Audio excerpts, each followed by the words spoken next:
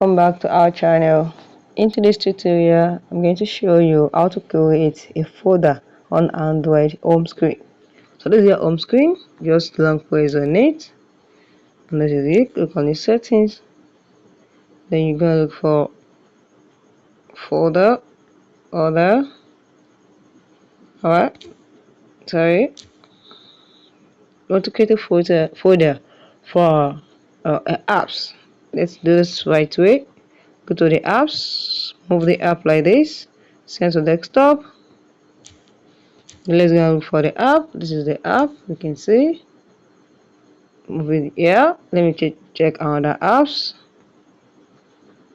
like this one now. Send it to desktop. Then yeah, drag them into the first one. Then this is it. You have created a folder. Now let me name the folder. Just click on name the folder. My access. Just click on next, and this is it. You have created a folder on your home screen. If you found us helpful, subscribe, click the like button, and comment. Thank you guys for all the time.